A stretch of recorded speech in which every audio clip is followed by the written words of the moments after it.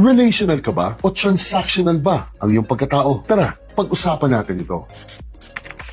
Dahil aminin man po natin o hindi ito, may naturalesa po ang bawat isa sa atin pagdating sa kaugalian ito. Dahil una, kapag natural pong relational kayo, ang lagi pong priority ninyo ay makabuo at manatiling buo ang mga relasyon ninyo sa mga taong nakapaligid sa inyo. Mula sa pakikitungo ninyo sa mga kaibigan at sa mga kapamilya, hanggang sa pakikitungo ninyo sa inyong mga katrabaho o kanegosyo. Kaya nga karaniwang hinahayaan at pinapalagpas na lang ninyo ang mga pansamantalang pagkalugi o mga atraso dahil mas pinahahalagahan ninyo na manatiling matatag at buo ang mga relasyon ninyo kahit pa sa mga taong may atraso na sa inyo. At ang pangalawa, kapag natural naman pong transactional ang inyong pagkatao, ang lagi pong priority ninyo ay ang makalamang o maging patas man lang ang bawat transaksyon o usapan na papasukin ninyo sa pera man o sa pabor man ito. Kaya nga hindi po kayo nagdadalawang isip na umatras kaagad sa isang usapan o lumayo sa isang tao o banggitin ang salitang no kapag hindi na po patas o pabor sa inyo ang sitwasyong pinapasukan ninyo. Dahil ang transactions po ang mas pinahahalagahan ninyo at hindi yung taong nasa likod nito. Pero ang pangatlo, hindi po likas na masama ang alinman sa dalawang ito. At sa totoo lang po ay kailangan ng mundo ng dalawang pagkataong ito dahil ang mga transactional po ang karaniwang nagpapayaman sa mundo pero ang mga relational naman po ang siyang nagpapasaya dito. Ang nagiging problema lang naman po ay kapag ginagamit nyo na sa mali ang alinman sa dalawang ito. Halimbawa, kung binubola mo na at pinapaibig mo ang isang relational na tao, samantalang isang transaksyon lang naman talaga ang tingin mo dito dahil balak mo lang namang perahan ito. O pagdating po sa negosyo, yung tipong bigay na bigay pa rin kayo kahit alam nyo nang nalulugi na kayo dahil lang sa ayaw ninyong masira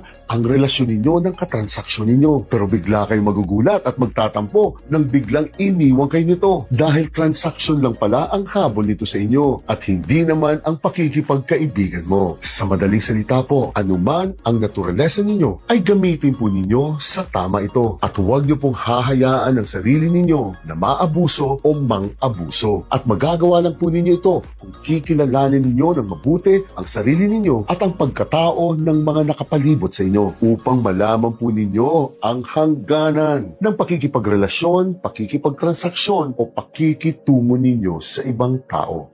Gina.